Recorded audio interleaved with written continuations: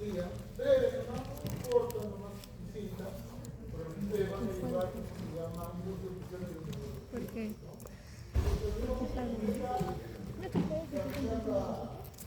La serie multiplica nada más.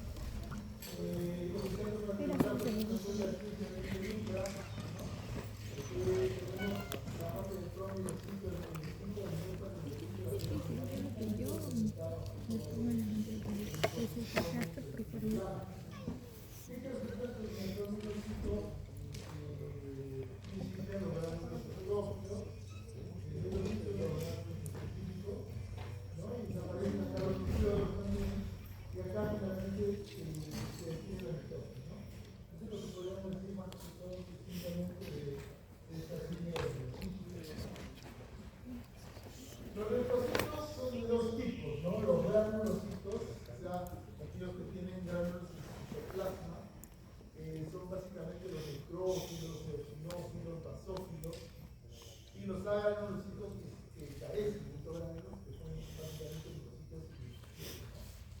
Según el tipo de gránulos, tenemos los gránulos específicos. ¿Está bien así o micro?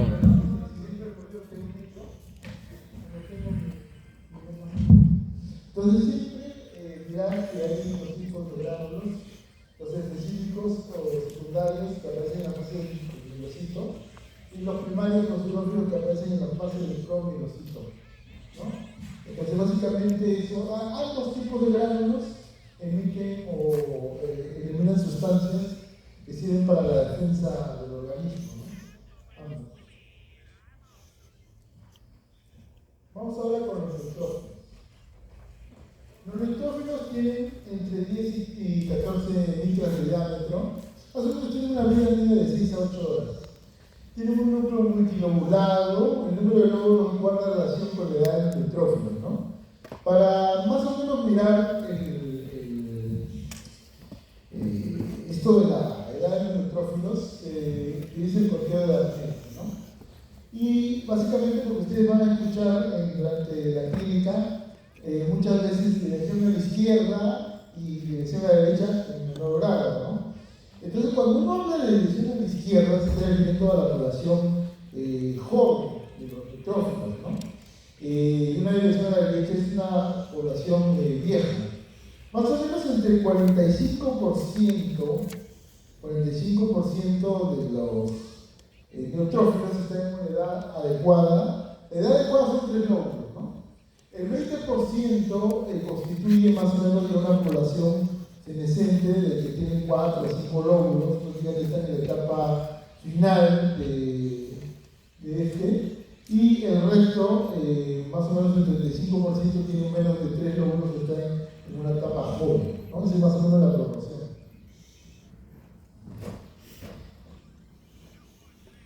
Entonces, el conteo de Arnett, yo me acuerdo que esta fue una pregunta del año en pandemia. Si mal no recuerdo, fue el año 2022. Yo me acuerdo que, miren ustedes cómo está catalogado esto. Los tipo 1, que son neutrófilos con un núcleo no segmentado sin lobulaciones. El tipo 2 son neutrófilos con un núcleo dividido una vez, es decir, 2 lobulaciones. El tipo 3 neutrófilo dividido con un núcleo dividido 2 veces, es decir, 3 lóbulos. El tipo 4 son neutrófilos con un núcleo dividido 3 veces, es decir, 4 lóbulos. Y el tipo 5 neutrófilos con un núcleo dividido 4 veces, es decir, 5 lóbulos. Entonces me acuerdo que la pregunta que vino ahí fue: un Arnett con 2 divisiones es un Arnett, y me acuerdo que muchos marcaron Arnett de tipo, como ven ahí, 2, pensaron, 2 lóbulos, tipo 2, ¿no? Entonces yo lo que estaba tocando ahí eran las divisiones, ¿cuánto se divide? Entonces era un Arnett de tipo 3, ¿no? Entonces, y de acuerdo con esto, ¿cómo calculas, no? Porque también me acuerdo que fue una pregunta de examen no seleccionada. Un ejemplo de conteo de Arnett, ¿no? Se hace una observación de neutrófilos y se observa 5 neutrófilos Arnett 1, 18 con Arnett 2, 5 con Arnett 3, 3 con Arnett 4 o 5 con y 0 con Arnett 5, ¿no? Entonces, tiene que observar por lo menos 30 neutrófilos para calcular el RNet. Entonces, se saca el índice de lobularidad, ¿no? Que lo ven ahí, ustedes lo pueden ver, el número de lóbulos sobre el número de neutrófilos, es decir, N sobre N.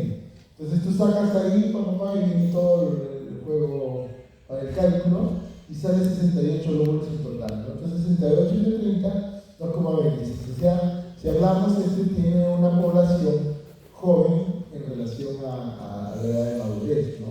Entonces, esa es la manera de calcular el ACNED, ¿no? Pues fue pregunta y como ahora que va a haber varias preguntas, tranquilamente se puede poner el ACNED, ¿no?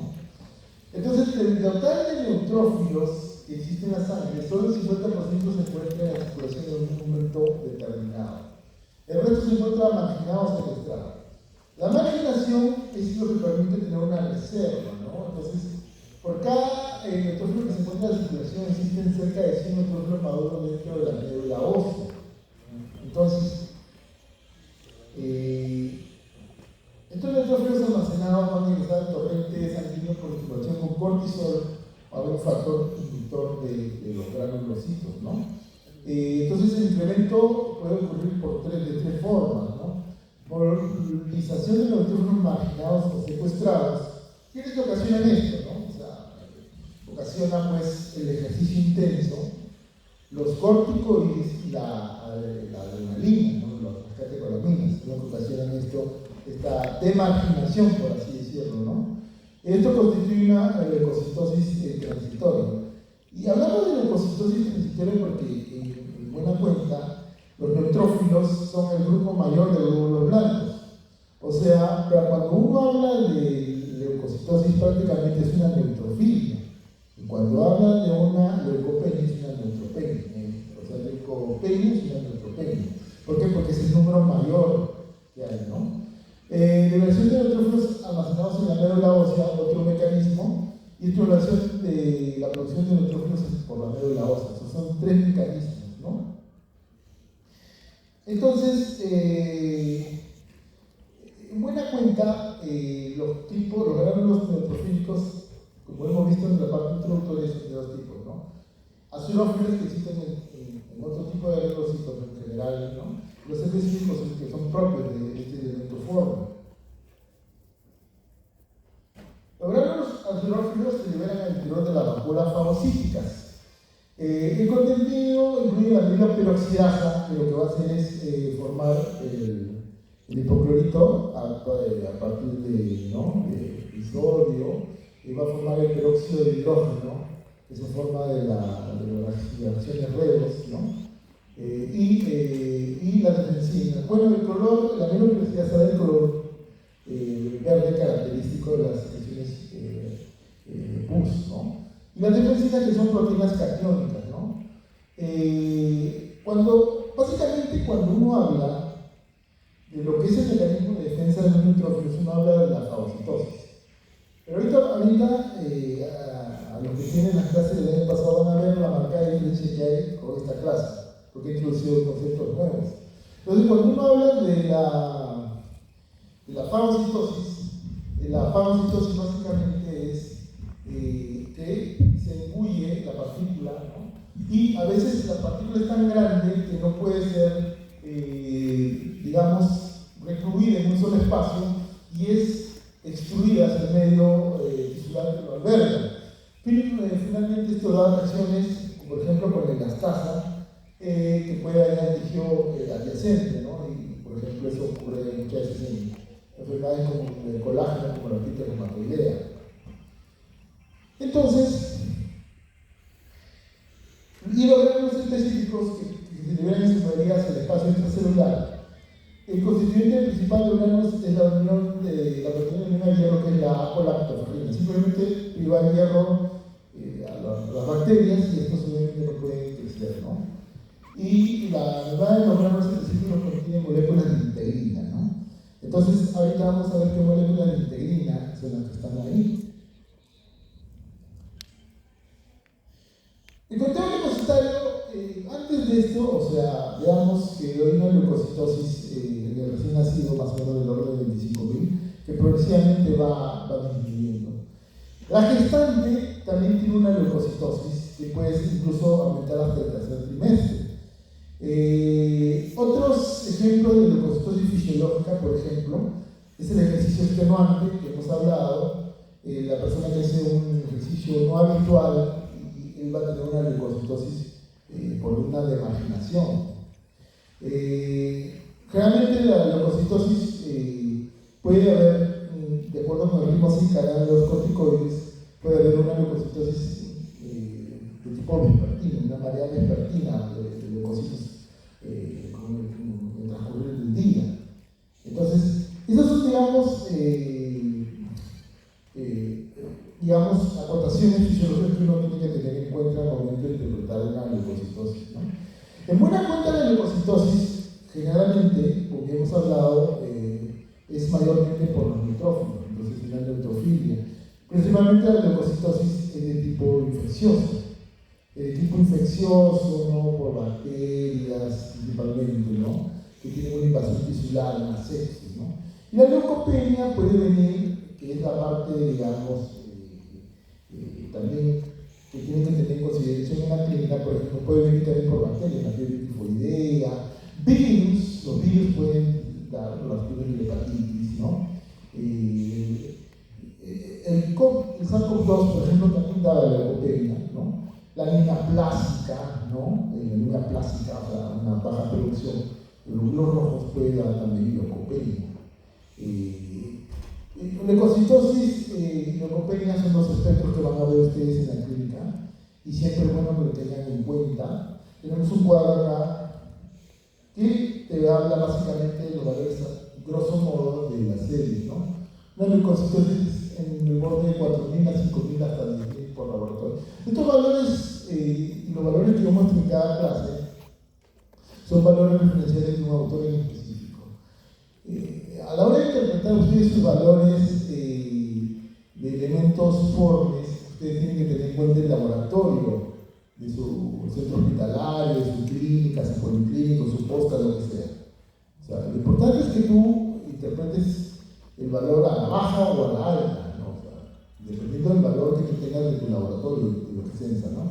Por ejemplo, por más que tengas un laboratorio que diga uno u otro valor, un valor de 2.000 de leucocitos, pues obviamente pues ya estamos hablando de una leucopenia, o si hablas de una 25.000 o 20.000, una tremenda leucocitosis que casi puede ser una reacción leucomoide, ¿no? Entonces tú tienes un reporte elevado de inflamación, infección, microtraumatismo en el entrenamiento, bueno, también se reporta eso, defensas bajas, básicamente lo que hemos hablado, inmunodeficiencia podría ser, ¿no? Tal que más da linfopenia, y sobre entrenamiento mencionan, ¿no? Y ahí vemos los segmentados, los neutrófilos, ¿no?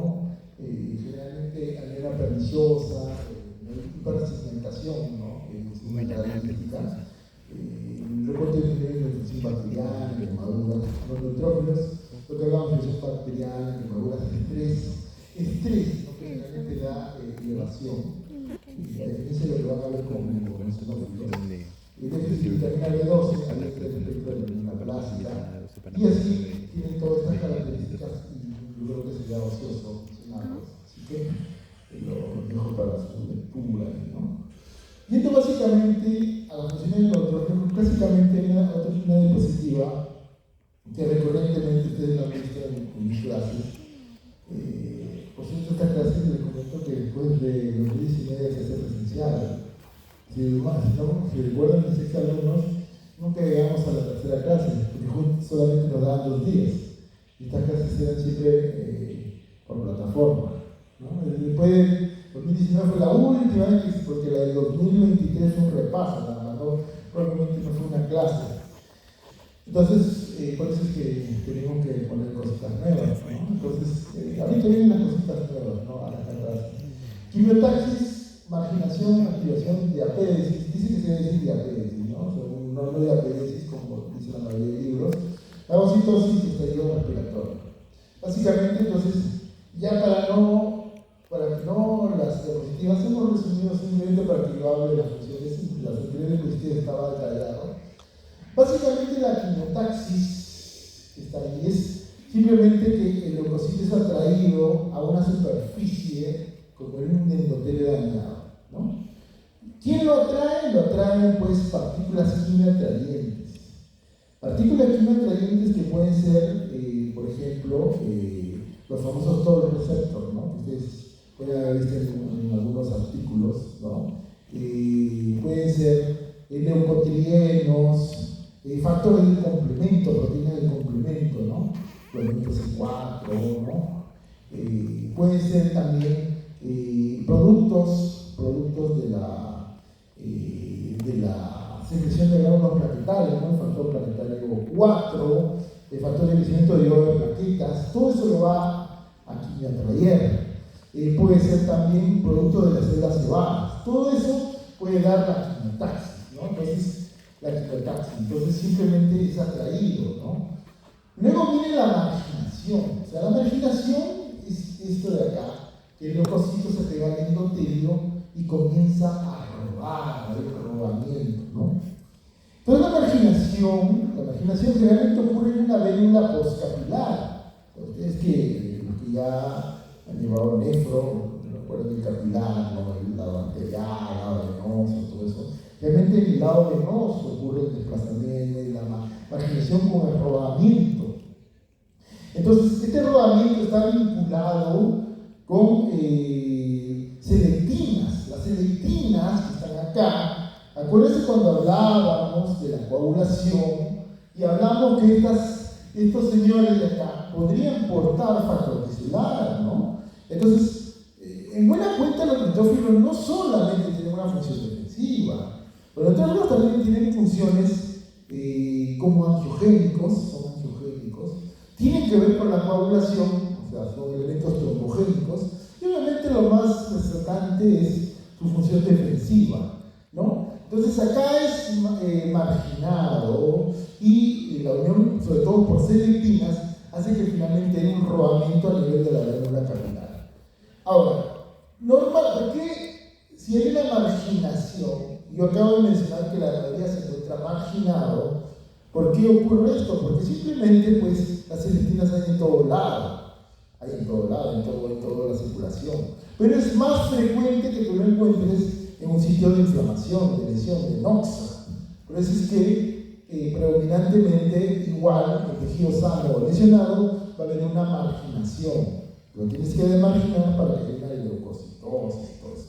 Simplemente estos vienen y se pegan, ¿no? Entonces, luego viene una activación. La activación está mediada por proteína G. Ustedes ya saben lo que es la proteína G, han llevado la clase de segundos mensajeros. Entonces, la activación viene mediada por proteína G. ¿Qué es lo que va a pasar acá? Acá lo que va a pasar es que el neutrófilo, que ven ustedes, se está poniendo chato porque se ha activado, va a descargar sus gránulos hacia su interior, hacia su citoplasma, ¿no? Y va a haber una integración con moléculas de integrina, que puede ser el BCAM1 sobre todo, ¿no? Entonces, y esa adhesión con moléculas de integrina hace que este señor deje de rodar, ya no rueda, se queda, ¿no? Entonces, luego viene la diapéresis, ¿no? Que como obviamente acá el autor está poniendo la terminología incorrecta, ¿no? De diapéresis. Entonces, la diapéresis hace que se forme el lamelipolio y el pseudoflagelo, ¿no? La cabecita, todo que han visto en diapositivas antiguas, ¿no? Entonces, esta cabecita de acá es la que tiene todo lo que va a descargar todos los gránulos.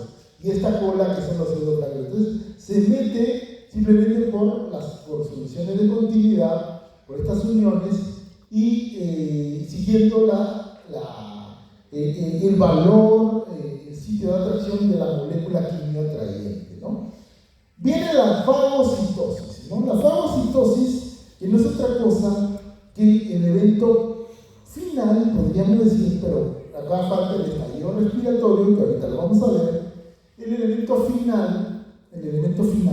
Entonces, está atraído por la sustancia quimioatrayente, el neutrófilo va a desarrollar alta motilidad, una motilidad tremenda, va a haber una descarga de gránulos plaquetarios, los gránulos neutrofílicos, tanto los gránulos eosinófilos como los específicos, y finalmente ocurre el estallido respiratorio, ¿no? Entonces, ¿qué es lo que va a pasar con este señor? Este señor lo que va a hacer, sus tentáculos van a incluir, van a la molécula, y ahí van a descargar todos los elementos que lo van a dañar, que van a provocar esta anoxia en el patógeno, en el microorganismo, como pueden ser la elastasa, la campesina, moléculas de los radicales que forman pues, la niloperoxidasa, ¿no? Los superóxidos, todo eso, ¿no? La carnolurulina, todo eso lo descarga ahí. Lo descarga y con eso daña al patógeno, ¿no? El evento final es el estallido respiratorio. El estallido respiratorio, que es la única diapositiva superviviente de lo de antes, ¿no? Y ojo acá, ojo el piojo, ¿no? O sea, porque algunos hablan, claro, que esta sustancia de acá, y quiero aclarar algo, porque en el artículo, ya justo me he acordado, me ha llegado a mis mientes, como decía Aurelio de Neri, en el artículo, para todos, ¿eh? En el artículo de la lectura de esta semana, hay un complejo tenaza extrínseco, por si acaso, que está en la fase de iniciación. ¿Ya? Eso nada más le quiero decir. Punto ya. ¿Por qué les estoy diciendo? Realmente se me ha venido la pensadera, ¿no? ¿Ya? Entonces, y hay un complejo tenaza intrínseco. ¿Ya? Bueno, entonces, esto de acá, señores, ojo, este de acá es la que principia los fenómenos de oxidación. Mientras que, sin esta P es la redutasa, ¿no? Por eso es que en la clase de glóbulo rojo hablábamos del sistema de redutasa de la methemoglobina. Obviamente, esta sustancia está acá, porque algunos alumnos cuando les preguntaba dónde está el sistema de redutasa de la methemoglobina me decían que está en la vía de las pentosas, ¿no? La vía de las pentosas está este señor, ¿no? Obviamente, si es un elemento reductor, si lo miramos desde el punto de vista del estallido respiratorio, ¿no? Porque segundo, después de la estimulación de los neutrófilos, van a incrementar de manera aguda su capacidad de captación de oxígeno. ¿Qué va a hacer esto? Esto lo que va a ocasionar es que va a atacar las moléculas de glucosa.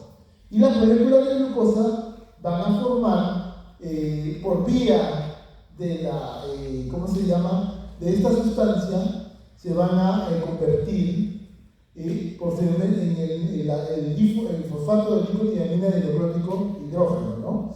¿Qué es lo que va a hacer? Y glutatión reducido. Eso es lo que se va a formar cuando se ataca a la molécula de la glucosa. Entonces, esto va a interactuar con el oxígeno y va a formar el superóxido. Acá falta ponerle el negativo. Y obviamente se va a formar ya separando esto con el hidrógeno acostado, ¿no? Entonces, y hay a la vez el glutatión reducido va a antagonizar a este señor que se forma después, ¿no? Entonces, se va a formar el peróxido de hidrógeno. Por vía de la superóxido dismutasa, la SOT, por la SOT, ¿no? Entonces, y lo que migra, ¿no? El superóxido que pueda migrar de la zona de lesión, por vía en la célula-plasmina se convierte también en peróxido de hidrógeno. Obviamente, este señor y este señor no son capaces de dañar mayormente al microorganismo, al patógeno, no lo puede dañar. Pero entonces, ¿qué va a hacer? Esto de acá, por vía interacción con moléculas de cloro, se va a formar o con el hipoclorito se van a formar los famosos hipohialitos. Estos hipohialitos, si son moléculas que pueden dañar la estructura, la membrana de los patógenos, ¿no? Entonces, eso es lo que es estallido respiratorio. Pero ahora vamos a un concepto que cuando en tiempos de pandemia, que no se podía modificar las clases porque estaba todo grabado y todo, y yo me acuerdo que justo revisando porque tenía un paciente con colangitis biliar primaria, pero un paciente que también tenía una reumatoidea, ¿no? Y era un paciente, y se me ocurrió revisar, o sea, ¿qué más puede haber del daño tisular, del daño de articulaciones y todo esto. Y descubrí este concepto que ya tiene un tiempito, que se llama la mitosis, que son las trampas extracelulares de neutrófilos. ¿A qué se refiere esta mitosis? Este es el concepto de mitosis. O sea, la forma de dañar de los neutrófilos es de dos tipos. La clásica fagocitosis, ¿no? Que es que se lee, ¿no? Que imbuye al patógeno y todo, esa es la clásica forma de dañar. Pero cuando tú hablas de mitosis, que son trampas extracelulares de neutrófilos, estás hablando de daño del DNA o ADN, como te guste llamar. O sea, hay una desestructuración. Esto lo van a escuchar cuando, en la última diapositiva, cuando hablamos de linfocitos. O sea, ojo al piojo, que a mí se me puede ocurrir, igualito como puedo hacer con modelo celular y modelo de cascada, interactuar con ciertos para ver quiénes han estado atentos a lo que se me ocurrió decir. Entonces, cuando tú hablas de este señor y hablas de mitosis, y hablas de un concepto totalmente diferente. Estás hablando de una trampa, una red. Por eso que lo ves acá, se vacía. Se está vaciando el neutrófilo, se vacía. Entonces, viene un estímulo que puede ser, pues obviamente hemos visto que el neutrófilo tiene componente de daño celular cuando hay una disfunción en realidad, una solución de continuidad.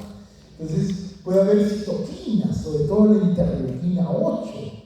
Anticuerpos inmunocomplejos también lo pueden estimular. O sea, interleuquina 8, lipopolisacáridos también, ¿no? Los lipopolisacáridos, ¿no? Entonces, ¿y cómo se llama? Y todos estos elementos pueden estimular al neutrófilo, aparte, muy aparte, obviamente, que el estímulo infeccioso. También, ojo al piojo, también está vinculado que pueden provocar la netosis, el óxido nítrico y el famoso y querido y reconocido factor tisular. También dicen que puede haber provocar la netosis, ¿no? Entonces, este señor, acá como lo dice la diapositiva, este autor, hay una remodelación de la cromatina, precisamente de histórico, o sea, ¿qué es lo que va a pasar acá? Para no decirles lo que acá está, que parece chamullo, ¿no? O sea, la netosis es simplemente que este señor bota su contenido. ¿Qué bota? O sea, ¿qué trae el contenido extracelular del neutrófilo cuando habla de netosis? DNA y la cromatina que va a sufrir daño, y enzimas del neutrófilo, como mieloperoxidasa, la elastasa de neutrófilos, la calprotectina, la calmagrobulina. O sea, mira, todo eso es lo que trae, ¿no? Entonces, por eso es que ves acá MPO, elastasa de neutrófilos, acá se pone más la cromatina y todo. Entonces, todo esto se bota. Y todo esto creo que va a ocasionar que se forme una red, una trampa. Es como que bota y lo atrapa, pero no lo atrapa con una fagocitosis, sino lo va destruyendo con una trampa. Entonces, y la netosis, las trampas extracelulares de neutrófilos, los medios durmientes. Buenos días, Mateo. Medios durmientes. A ver, a todos los medios durmientes, despiértense o tómense un café, porque la clase todavía está lejos de acabar.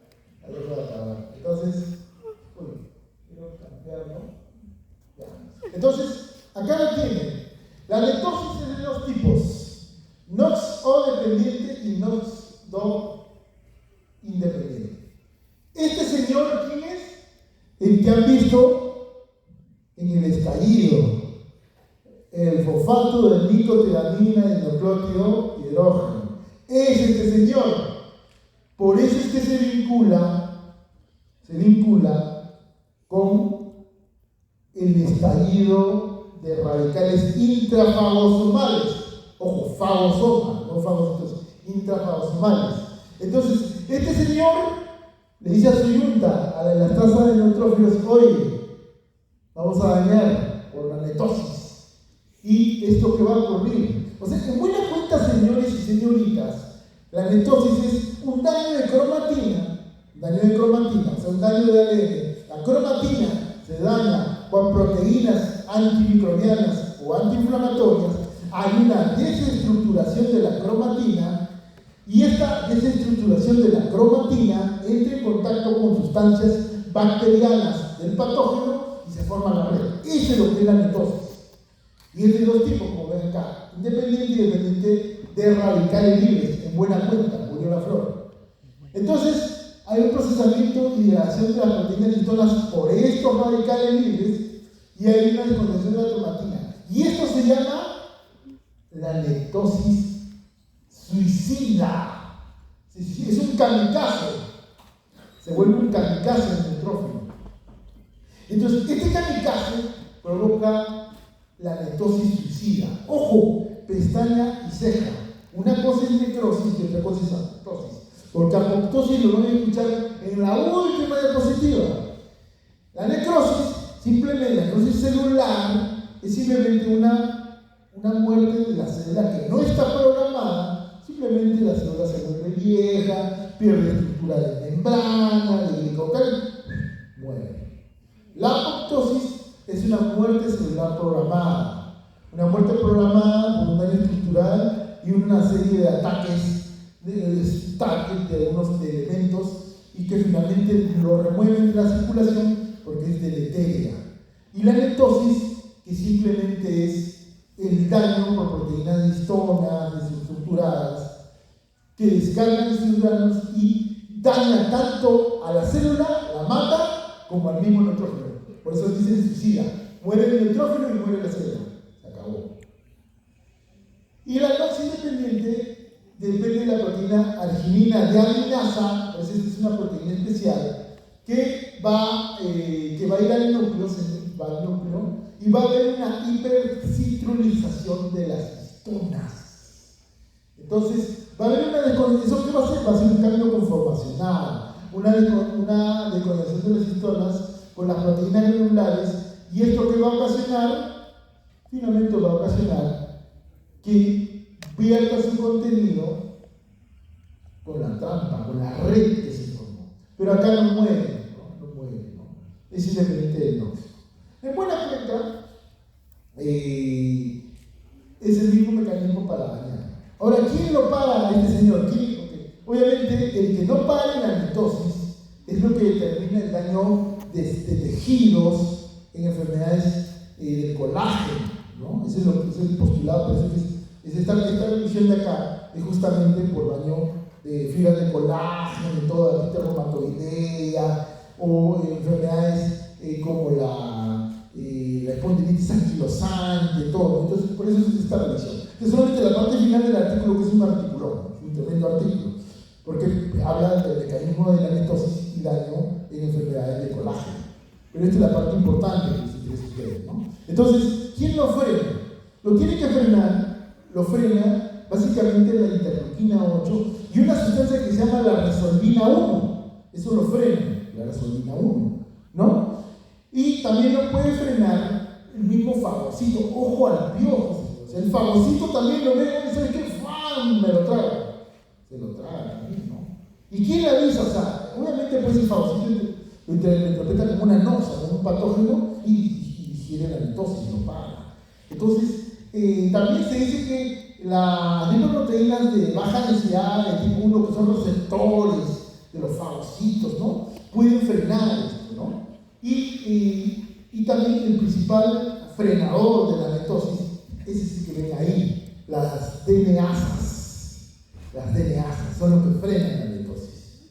Sobre todo la NAsa1 son los que frenan la netosis. Entonces, este es otro mecanismo de daño por neutrófilos de patógenos, la netosis, ¿no? Entonces, ese es lo nuevo que les traigo a la clase, junto con más moléculas que van a ver en un rato.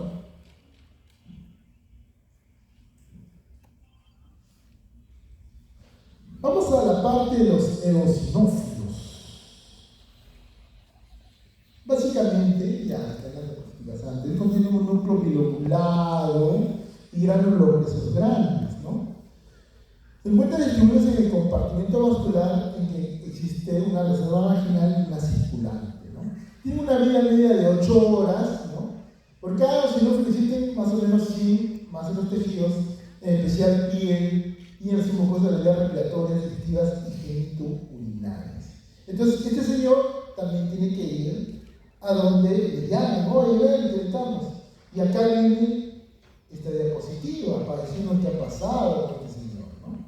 Entonces, acá tienen, ¿no? Lo de arriba pues, es lo clásico, ¿no? O sea, que ya lo hemos visto en la primera clase. Simplemente acá es la interacción. O sea, igualito que como que fuera un neutrófilo, ocurre pues, lo dice de marginal, ¿no? Una reserva marginal. Entonces, acá ¿qué pasa?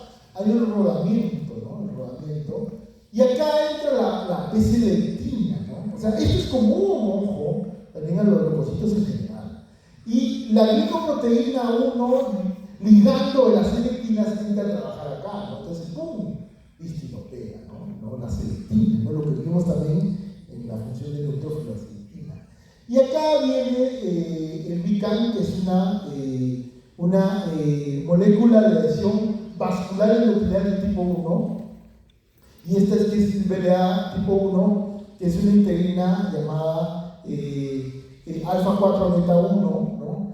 Y que tiene que ver con la adhesión sobre todo de linfocitos. O sea, esta BLA 1 tiene que ver con la adhesión de linfocitos, eosinófilos, monocitos, ¿no? Entonces, ocurre una migración al sitio donde es requerido. Fundamentalmente, las revisiones clásicas hablan de que ocurre por sustancias que son secretadas por las células cebadas, ¿no? Los matocitos, ¿no? Entonces, pero entra este señor y puede haber una diferenciación por sus estimulantes de colonias, ¿no? Las interleuquinas 5 y 3, ¿no? De la matriz intercelular, y en las células tejido también está el factor estimulante de colonias. Y las células cebadas, clásicamente, que lo van a estimular. Pero esto de acá no ha venido porque se le ocurrió, porque no. Alguien lo tuvo que llamar, oye, ven. O sea, igualito que como ocurre con los neutrofilos, hay sustancias quimioatraíentes. ¿Y quiénes son los quimioatraíentes? Los leucotrienos y los RANTES. RANTES, que es una pronunciación en inglés de regulación de linfocitos T, ¿no? Pero el nombre cristiano en español son las quimiosinas. Estas quimiosinas lo atraen para que puedan descargar sus gránulos en la superficie a la que es llamada, ¿no? Básicamente, ¿no? Los gránulos eosinófilos, el constituyente principal es una proteína básica principal que es la clave en la capacidad de llegar a las larvas del milpos. Hay gránulos grandes, que es una proteína eosinofílica, que es una proteína neurotóxica, la amperasa eosinofílica, que es su mismo nombre está ahí.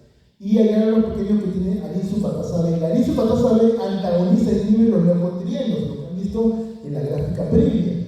Y la lisofosfolipasa, que se encarga de secretar los famosos cristales de Charcot-Leydig, ¿no? Entonces, que son muy frecuentes en célula en pacientes que tienen asma, por ejemplo. Al igual que como en los neutrófilos, ¿no?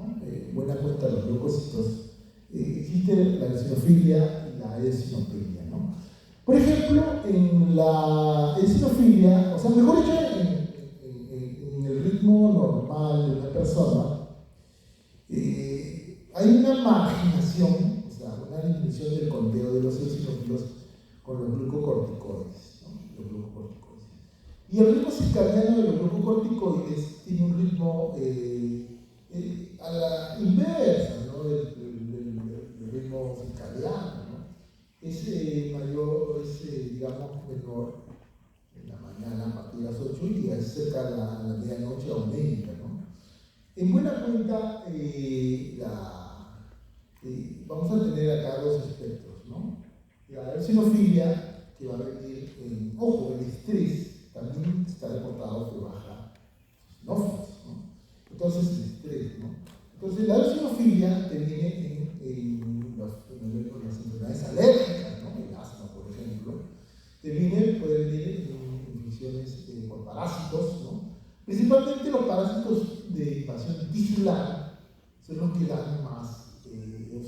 eosinofilia que los que tienen manifestación intestinal, ¿no?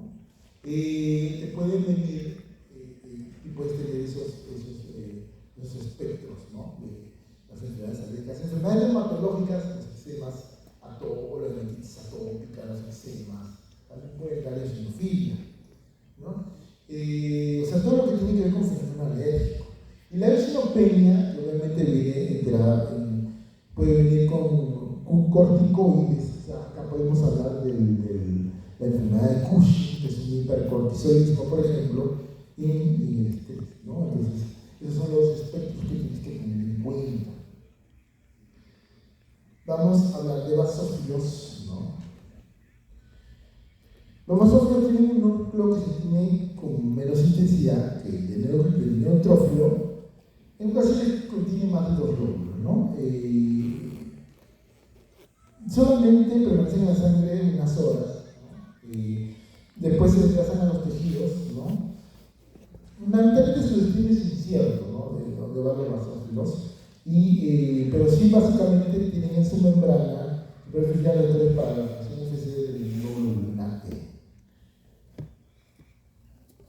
Básicamente los gránulos de los basófilos contienen histamina, que es una sustancia que media de las relaciones de hipersensibilidad, y tienen el condroitin-sulfato. La basofilia y la basopenia, dos espectros, ¿no? que vas a encontrar. La basofilia generalmente viene en relaciones de hipersensibilidad y en neoplasias hematológicas, la basofilia. La basopenia viene en enfermedad de Cushing y tiene con corticoides, ¿no? Ahí viene la basopenia. Ya para acabar esta primera parte, hablamos de células cebadas. Similares a los basófilos, se encuentran alrededor del tejido, los tejidos conectivos, y más abundantes los microorganismos que traen contacto con el ambiente, la piel, ¿no? Vía respiratoria, digestiva, ¿no? Incluso la gente urinaria, ¿no? Contiene mediadores inflamatorios. ¿De qué mediadores? Principalmente leucotrienos, prostaglandinas y factores quimiotácticos, ¿no? Pueden tener la proteína básica de relación lenta a la quilagia, es una mezcla de leucotrienos B4, C4, D4, ¿no? Básicamente, ¿no? Pueden tener leucotrienos, o sea, ustedes han visto pues que los eosinófilos son atraídos, entonces puede haber leucotrienos, ¿no? Los leucotrienos que migran a relaciones del broncoespasmo del asma bronquial, por ejemplo, pueden estar ahí, ¿no? También, aparte de ello, aparte de esos mediadores inflamatorios, pueden estar los famosos cristales de Charcot-Marie también, ¿no? Entonces, eso básicamente con basófilos. Y ahora vamos a la parte de leucocitos no granulocíticos, ¿no? Fundamentalmente son células esféricas. Básicamente el granulocito pues, puede cambiar, ¿no? Porque si tú lo ves de una extracción sanguínea, el tamaño puede ir de 7 a 12 micras, pero si lo tienes en un frotis normal puede ser de 14 a 19, o sea, varía el tamaño, ¿no? O sea, es más cuando está en un frotis que en una lámina, ¿no? Un aislamiento, mejor dicho, ¿no? Se originan en la médula ósea y se ponen en la sangre durante 3 días antes de migrar a través de las vénulas postcapilares, ¿no? A los tejidos conectivos para evidenciarse en macrófagos tisulares, ¿no? La monocitosis ocurre pues en difusiones bacterianas, como la tuberculosis, por ejemplo, y puede venir en infecciones por protozoarios, por riquecias, neoplasias hematológicas, leucemia monocítica, por ejemplo, etc., ¿no? En esas situaciones pueden venir, ¿no?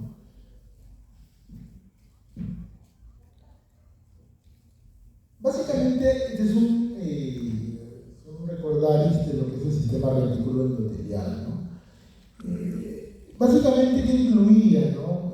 ¿Y por qué incluía? Porque ya hace tiempo se ha dicho que no se debería de tocar y llamar sistema reticulo endotelial, sino simplemente el sistema fagocítico mononuclear, pues, ¿no? Pero obviamente pues hay mucha literatura que sigue poniendo el sistema reticulo endotelial.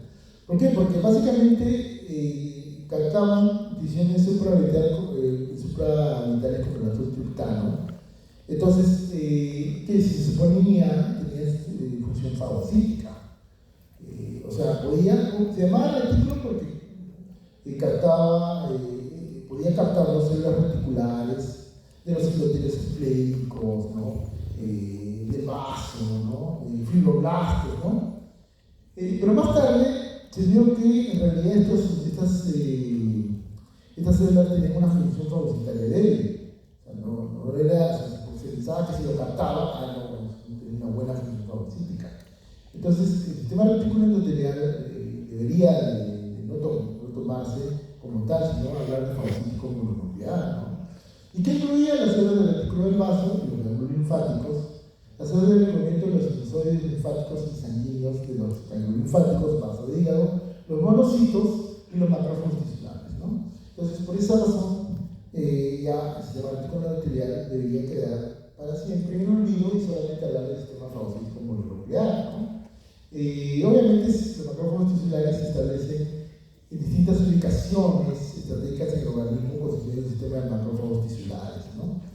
Y esto constituye el sistema fagocítico mononuclear. En buena cuenta, los monocitos tendrían que ser la reserva marginal, ¿no? El monocito tiene una zona donde tiene que desempeñar la función del macrófago y ahí recién, digamos, el macrófago en el tejido tiene una función activa, ¿no? El macrófago tisular. El monocito básicamente es solamente la reserva del macrófago. ¿Y qué incluye este sistema fagocítico mononuclear? Las células precursoras de la médula ósea, promonocitos de la médula ósea, monocitos de la médula ósea y sangre, y macrófagos de diferentes órganos. ¿Cuáles son las funciones del sistema fagocítico mononuclear? Los macrófagos fagocitan detritus celulares, eritrocitos guisados, fibrina y bacterias, secuestro y distribución de bacterias que ingresan a los tejidos, procesamiento de antígenos, eliminación de eritrocitos viejos, almacenan el exceso de lípidos como proteínas y hinchan transformando en células espumosas que tienen que ver básicamente con la heterogénesis y ven que más macrófagos pueden fundirse para formar una célula gigante. Esta célula gigante puede captar bacilos ácido resistentes, o sea, bacilos tuberculosos. Vamos a los linfocitos, ¿no? Que tienen un núcleo de indentación discreta y cuentan con un aro delgado de citoplasma de color azul. No hay granos específicos, pero pueden presentar granos sobre los pequeños escasos, ¿no? Tenemos linfocitos grandes y se pensaba que era una etapa del linfoblasto, ¿no? Pero después, más tarde, se caracterizó, se vio que estos linfocitos son las famosas células natural killer, ¿no? Las asesinas naturales, ¿no? Que desempeñan una función muy diferente de los linfocitos T y B, ¿no? T4, T8, ¿no? Y los linfocitos pequeños que sí son los únicos que sufren diferenciación con la linfopoiesis, ¿no? Que son básicamente los linfocitos T, ¿no? Entonces, cuando uno habla del procesamiento linfocitario, ¿no? Vamos a hablar de, bueno, esto ya lo vieron, linfoblasto, vemos el linfocito B, ¿no? Que viene de bursa de Fabricio, y el linfocito T. Este es el linfocito natural, ¿no? Entonces, para acá, este ya obviamente se encarga de secretar, ¿cómo se llama? Perdón, anticuerpos, ¿no? Anticuerpos, y este tiene una función citotóxica y de helper, le ayuda. Acá, cuando uno habla del linfocito T, porque esto quiero que lo capten para la parte final, cuando uno habla del T4 y T8, yo me imagino que ustedes en un momento van a, y eso no lo he mencionado porque la clase sería pues de 5 horas, ¿no? De hablar de los complejos mayor histocompatibilidad 1 y 2, ¿no? Básicamente el T4 recibe estímulo del complejo mayor de histocompatibilidad de tipo 2. Entonces el T4 se convierte en una célula helper, ¿no? De helper. Entonces, la célula T helper, básicamente para que vean, para que yo creo que más me van a entender con este último gráfico. Ya, con este me van a entender más, ¿ya? Entonces, miren, Cuando uno habla de células T4, uno está hablando de que entran a tallar los complejos mayores de histocompatibilidad de tipo 2, que lo convierten en células T helper. T helper que son de dos tipos, T helper 1 T helper 2. ¿Ya? Activación de macrófagos y demás células, esta parte. Mientras que los T8 reciben interacción con los complejos mayores de histocompatibilidad de tipo 1 y se llaman células T citotóxicas. Ese es el destino que quiero que lo capten, y esto vamos a volver a la parte final. Entonces, eso para que me entiendan básicamente con lo que quería dar a entender cuando hablaba de linfopoiesis. ¿Ya? Entonces, con ese último gráfico, por ejemplo, se van a ustedes entender muy bien la parte de lo que es el procesamiento linfocitario. Cuando uno habla de inmunidad, ya estamos en la segunda parte de la clase, ¿ya? Cuando uno habla de inmunidad, uno tiene que hablar de la inmunidad natural y la innata. Corresponde a los mecanismos de defensa específicos. Ahí se incluyen los fagocitos, la fagocitosis de los leucocitos y las células del sistema de monocitos macrófagos, la detección de microbios ingeridos por efecto de la ciega, y se puede decir microbios. No me gusta el término, pero está aceptado. Prefería patógenos o microorganismos. La asistencia de la piel, las enzimas plasmáticas y las células natural killer. Esos son todo lo que componen o forman la inmunidad natural. La inmunidad natural innata comprende dos espectros acá. Uno es la inflamación. Básicamente el famoso enunciado de Derecho, eritema, calor, tumor y dolor. Eritema porque hay una vasocongestión a nivel del sitio de lesión, una vasocongestión. Entonces, eso obviamente era una rojez, ¿no? Una lesión que puede estar inflamada, una celulitis, ¿no? El calor, que son procedimientos quinotácticos que ocurren en la zona de lesión. Hay una zona caliente, una lesión, una inflamación. El rubor, que viene justamente por la vasodilatación, fenómeno de vasodilatación, vasocongestión cuando hay daño. Y el dolor, porque eso ocasiona pues, daño a nivel de lo que es células de tejido periférico, ¿no? El famoso eritema, calor, tumor y dolor, ¿no? Entonces la inflamación, pues el sufijo itis viene por ese gastritis, artritis, poliarteritis, etc., ¿no? Eso es lo que es inflamación. Pero cuando uno habla de vigilancia inmunitaria, la vigilancia inmunitaria es la capacidad que tiene el organismo de eliminar células tumorales que aparecen en el cuerpo, células tumorales. Entonces, las células tumorales pueden recibir el ataque de cualquier célula del organismo, pero principalmente las natural killer, que son las principales que se encargan de eliminarlas. Eso se llama vigilancia inmunitaria. Y la vigilancia inmunitaria, la célula tumoral tiene mecanismos para evitar que lo dañen, porque si no, pues obviamente pues, nadie tendría cáncer ni nada de eso, ¿no? Entonces, hay 7 mecanismos para que la célula tumoral tiene para evadir esto, ¿no? Uno es la cantidad demasiado baja de antígenos. Quiere decir que la célula inmunitaria tiene poca cantidad de antígeno y no lo puede detectar el sistema inmunitario.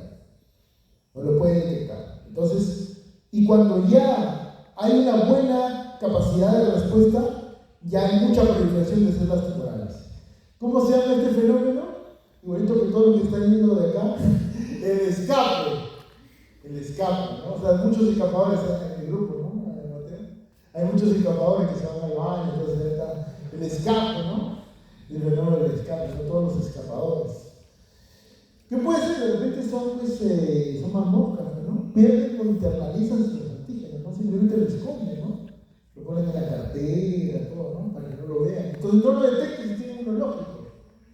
Entonces, ese es otro mecanismo para que las células tumorales protejan de la vigilancia inmunitaria. Disminución de la molécula de expresión de la molécula de clase 2, ¿no? O sea, simplemente no hay un estímulo suficiente para la molécula de clase 2, la clase 1, perdón. Clase 1 que está vinculada, así como 2 es helper, 1 es citotóxica, ¿no? Entonces, no hay una expresión de moléculas citotóxicas, ¿no? El cegado antigénico simplemente lo pone ciego a la célula. ¿Por qué? Porque se disfraza, ¿no? O sea, ustedes se acuerdan, pues, ¿cómo se llama? Del depredador, ¿no? De Schwarzenegger, que con un barro se escondía el depredador, y a este señor también. Simplemente hay un recubrimiento por moléculas como la cianomucina que no permiten, está disfrazado, ¿no? El antígeno de la célula tumoral y no lo detecta, la cianomucina, ¿no? Entonces el cegado antigénico, ¿no? También anteriormente lo han visto en la diagnóstica cegado inmunológico, también puede ser así. Cegado antigénico inmunológico también puede ser. Las células T supresoras, que son un tipo de células que hay en el organismo, suprimen la respuesta inmunitaria usual, ¿no? Entonces ese es otro mecanismo. Y las células tumorales pueden secretar sustancias que ¿cómo se llama? Que reducen las acciones inmunitarias, ¿no? No que me salté que no expresan moléculas de clase 2, también me salté esa parte. Obviamente no expresan las células ¿no?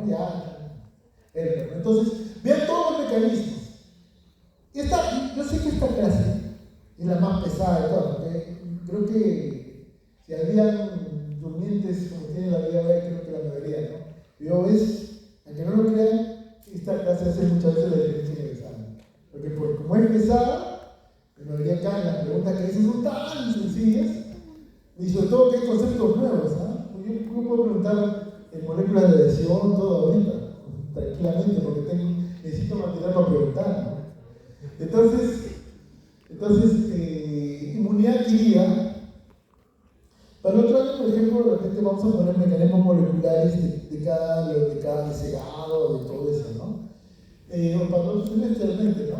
Antígeno, obviamente, el antígeno, ¿qué es? ¿No han escuchado hablar hasta en la sopa? El antígeno es una proteína de peso molecular alto, o es una proteína de peso molecular bajo, o una sustancia con suficiente capacidad para generar una respuesta inmunitaria, ¿no? Entonces tiene que tener una estructura química, una composición química tal que puede estimular la respuesta inmunitaria. Y esta respuesta inmunitaria también viene determinada por qué? Porque hay sitios determinantes o epítopes que ocasionan la reacción inmunitaria, y cada sitio es independiente del otro y tiene diferente potencia antigénica. El apteno es una sustancia que no es una proteína, no tiene poder antigénico, pero se une con una proteína que le da ese poder.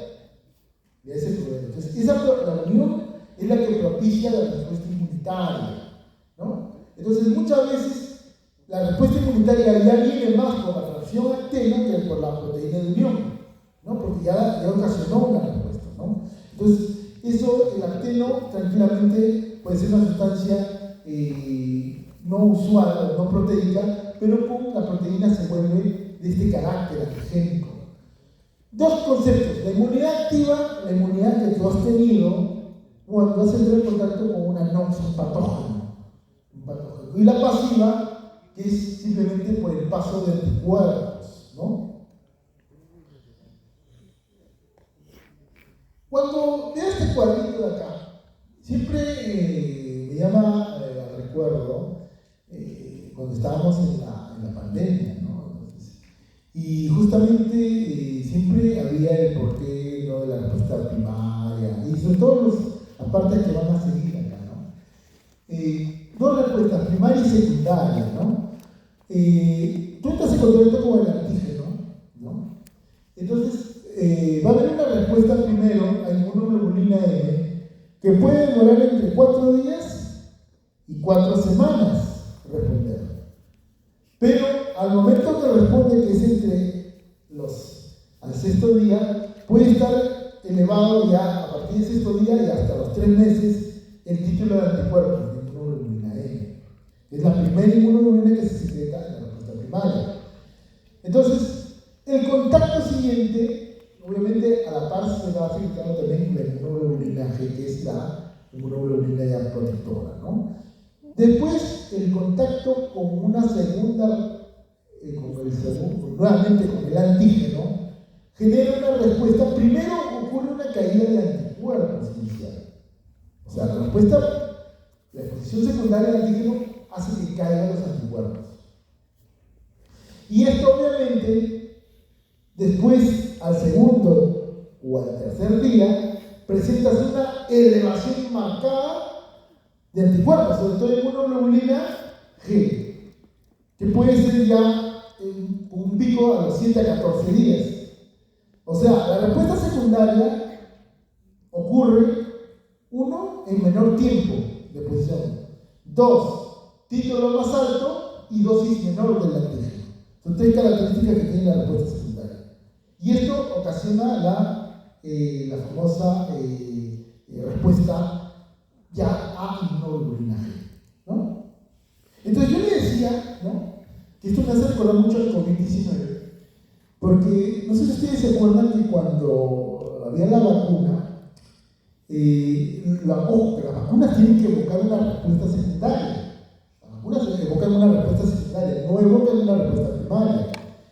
Entonces, ustedes han visto que cuando hay una reacción secundaria al antígeno, tiene que haber una caída de anticuerpos necesariamente. Entonces yo decía, pues, ¿no?, o sea, un mecanismo que posiblemente podía hacer llegar al éxito letalis a aquella persona con vacunación por COVID-19 podía ser que justo esto ocasionaba pues, un depletamiento en aquel que ya había tenido un contacto silencioso con el COVID-19 y obviamente le bajaba el título de anticuerpos, y como la enfermedad era tan mortal, tan agresiva, no daba tiempo para que se eleve los anticuerpos, ¿no? Entonces eso muchas veces se me preguntó por la cabeza, obviamente por motivos éticos nunca se sabrá, porque aquellos que eran vacunados y habían tenido el COVID fallecían, ¿no? Pero esta es una posibilidad que haya pasado, ¿no? Entonces estábamos de corbata en esa época, ¿no? En esa época estábamos así, con miedo, ¿no? Y ese es justamente un artículo de esa época, ¿no? Uno de los primeros que salió. Obviamente no me interesa el artículo, sino el concepto, ¿no? La inmunización activa, ¿no? La inmunización activa, que como ahorita acabo de mencionar en el preámbulo, tiene que evocar una respuesta secundaria, ¿no? Tiene que evocar una respuesta secundaria, y esta respuesta secundaria tiene que elevar el nivel de anticuerpos, sobre todo inmunoglobulina G, ¿no? O sea, simplemente aislas un microorganismo, un patógeno, lo inyectas preformado y eso va a ocasionar una respuesta secundaria. Eso se llama la inmunización activa, ¿no? Obviamente, pues la exposición ya con una inmunización activa o una inmunidad activa, ¿no?, sin vacuna, ocasiona mayores respuestas cuando estás en contacto con el patógeno. Ya no necesita, ya no hay una reacción, una respuesta terciaria, cuaternaria, ¿no?, que no hay, ¿no? Simplemente ya el desarrollo de la inmunidad perenne. Cuando uno habla de inmunidad pasiva, obviamente sin que exista un encuentro previo con el antígeno y no confiere memoria inmunológica, ¿no? Entonces, acá obviamente pues, los ejemplos pues, están a la vista, ¿no? Cuando tú has sido pues, un neonato, que es el término médico correcto, y no decir bebé, como ustedes suelen decir en sus exposiciones. Cuando tú eras un neonato, obviamente tú has recibido una inmunidad pasiva por el pasaje de anticuerpos de tu madre por la placenta.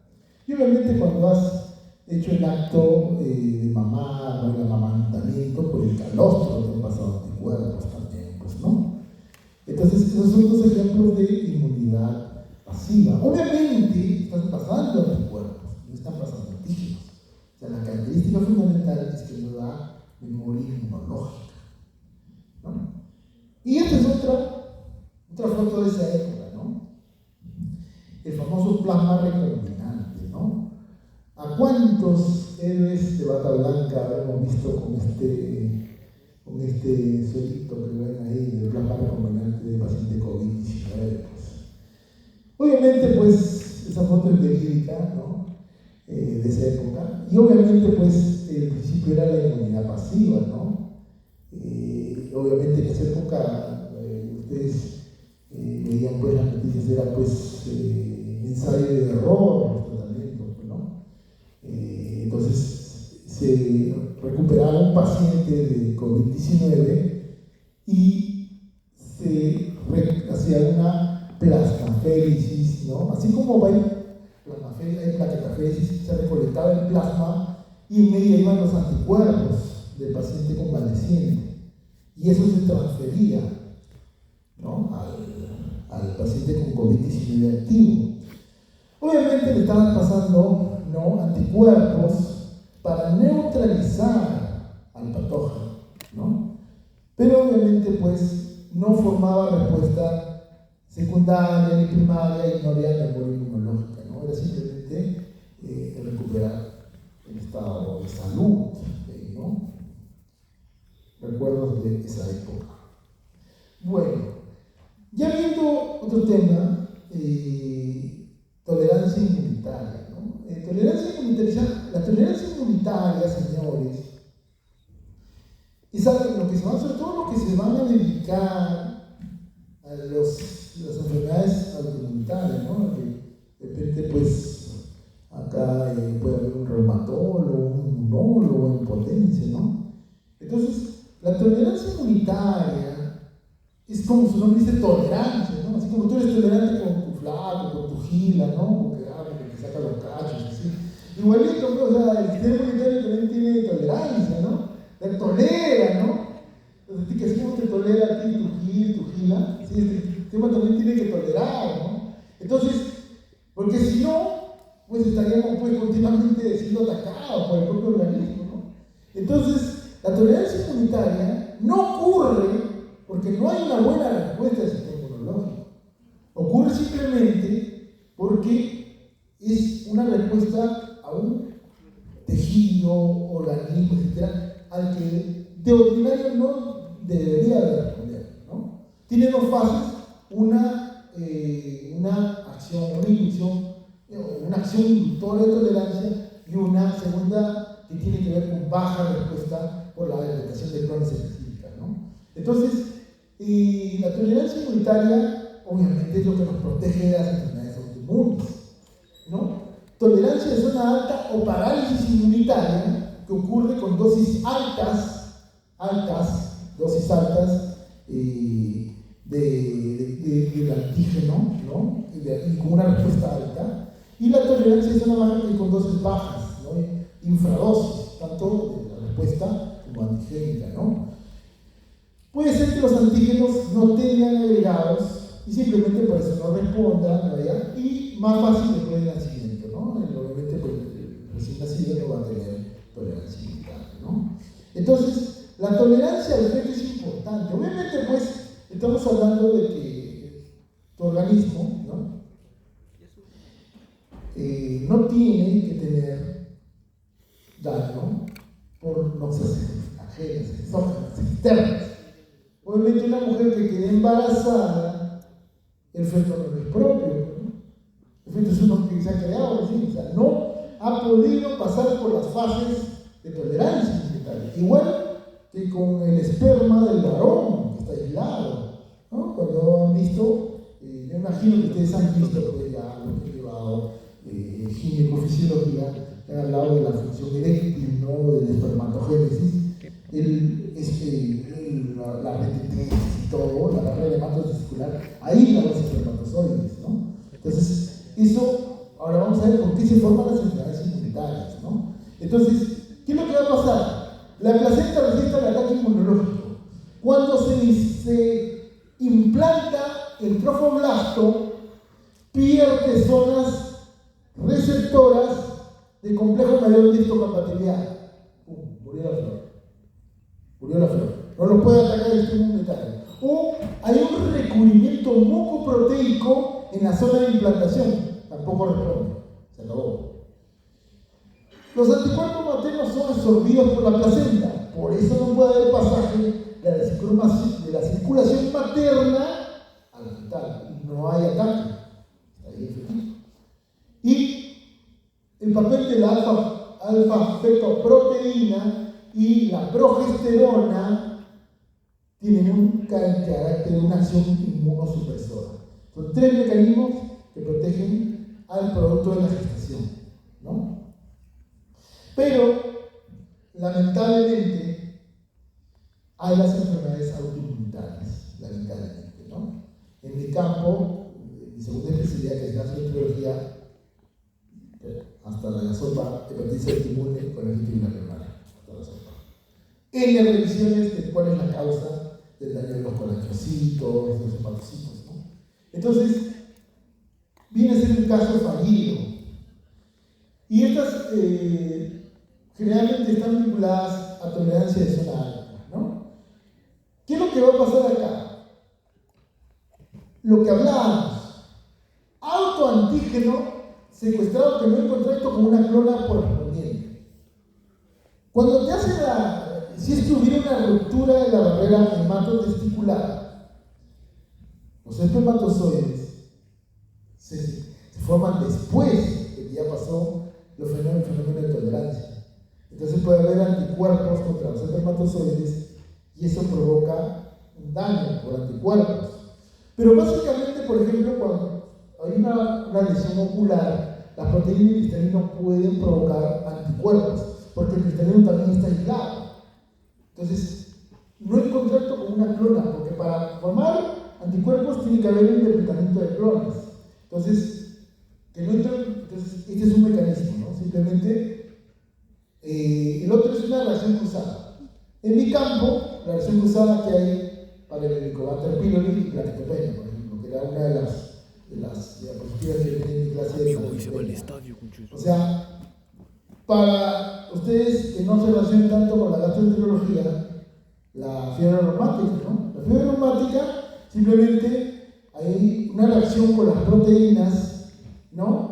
De la fiebre reumática que dañan a la vez al corazón, porque hay una reacción cruzada, ¿no? En el caso del Helicobacter pylori ocurre que la proteína Kg, por ejemplo, tiene una similitud con proteínas de las plaquetas, ¿no? Sobre todo con las lipoproteínas 1B. Entonces, el sistema inmunitario ataca tanto al Helicobacter como a la plaqueta, ¿no? Que son cambio antigénico con la edad, se dice también simplemente un cambio con la edad y eso provoca que a mayor edad puede haber una enfermedad autoinmunitaria, ¿no? Incapacidad de las células T supresoras es otro mecanismo de enfermedad autoinmunitaria.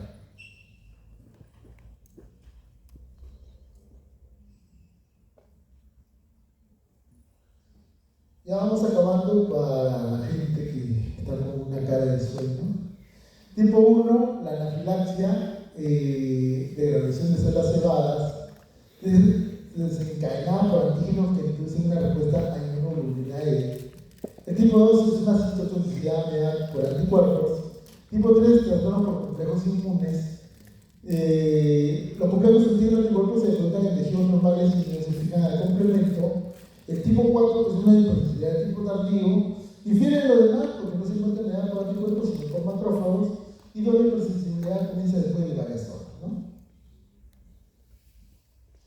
Ya en la parte final, que es su sílabo, inmunidad humoral, obviamente ya hablamos, y celular. ¿No? Humoral, anticuerpo celular, lo que tiene que ver con células citotóxicas y todo eso, ¿no? Entonces,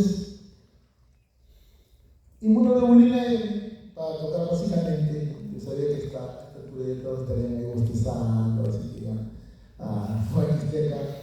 Primero inmunoglobulina, que se etiqueta en la respuesta primaria, pero miren en el espacio intravascular, única inmunoglobulina que se presenta en el. Me acuerdo que el año 2024 un alumno que se le dio el nombre un chiquito, me dijo, doctor, lo que nos dijo en su clase es el examen de inmuno. Y era justamente esa pregunta, ¿no? Única inmunoglobulina que ante la siguiente, ¿no? Aglutinación muy efectiva, fija complemento con la vía clásica y asociación muy débil. Obviamente, pues, creo que muchos de ustedes creo que todavía no llegó el mundo. Lo ideal es que estas clases se llevaban cuando ya había llegado la inmunología, o estaban llevando a la par en algunos casos. Obviamente porque acá deberían ustedes saber vía de complemento clásica, alterna, vías, ¿no? Deberían conocer complejos de compatibilidad tipo 1, tipo 2, ¿no? Entonces todo eso deberían de conocer, ¿no? Si me pusiera a explicarle todo eso, la clase demoraría unas 3 horas, por ejemplo, ¿no? Entonces por eso tratamos de hacerlo sucinto para que ustedes puedan tenerlo claro ya para ese curso de inmunología, ¿no? La inmunoglobulina G más abundante, 70% de todas, una inmunoglobulina principal de la respuesta secundaria, tiene capacidad para atravesar la placenta, se difunde fácilmente al espacio extravascular, fija el complemento por la vía clásica, y el otro es la vía inquilina, por si acaso. Concentración, citosolubilidad dependiente de antígenos y metabolización, pero lisis es muy débil, ¿no? La lisis. Inmunoglobulina se secreta en calostros, saliva, secreciones nasales, pulmonares, lágrimas, fluidos y gastrointestinales procedentes en la secretoria. Concentración y metabolización son principales mecanismos y fue complemento por la vía alterna, ¿no? Inmunoglobulina E, según las clases bajas por FC, el antígeno tiene que unir a 2 moléculas de inmunoglobulina E, los antenos con un solo crítico no pueden producir desgranulación, por ejemplo, y la inmunoglobulina E se mete a la superficie de las células B. Y ya para acabar el cuadrito que les mostré hace un rato, ¿no? La inmunidad celular, ¿no? Entonces ya vimos acá. Ya me imagino que los que todavía están supervivientes recordarán que este es célula T.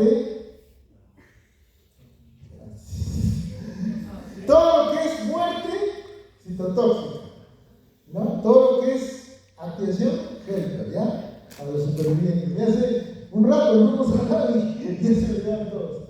Bueno, entonces, vamos a hablar primero de me gusta más la muerte, ¿no? Entonces, acá ocurre que va a haber un daño de la gente. ¿Qué es lo que va a ocurrir? Se va a secretar el factor de necrosis tumoral beta.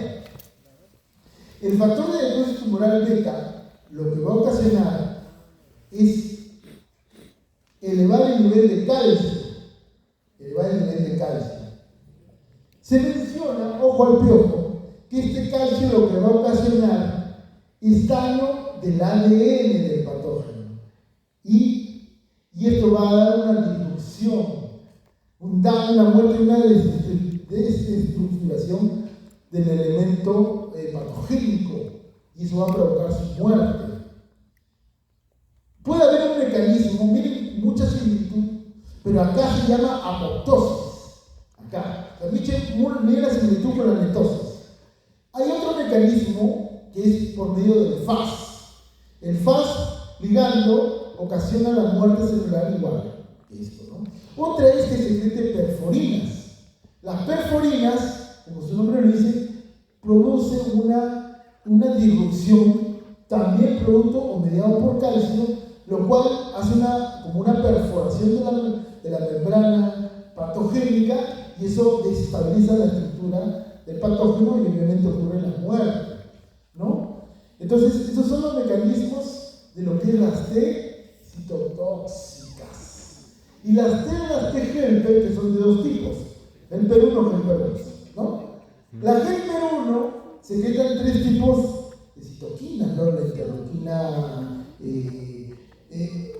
8, el factor de interferón gamma y el factor de necrosis tumoral beta, ¿no? Básicamente lo que va a ocurrir acá es lo siguiente, ¿no? Lo que va a ocurrir acá es que todos estos le van a avisar a este señor, oye, actívate. Entonces, va a haber una activación del macrófago y bueno, acá dice también el fruto beta. Estos se llaman células presentadoras de antígenos. Daña a las células presentadoras de antígenos y esto es lo que ocasiona el daño en la eliminación del patógeno. ¿Cómo se llama? El interferón gamma por sí solo también puede causar daño. Esta molécula, hay una cooperación que tienen que tener en cuenta, la cooperación TT y la cooperación TB. TT es la cooperación de los helper 1 para para que se diferencien en citotóxicos. Esa es otra función del helper 1. Y el helper 2, que ayuda a la diferenciación de los linfocitos B productores de anticuerpos, ¿no? Entonces, eso básicamente, y hasta acá nomás, señores, nos vemos para su examen.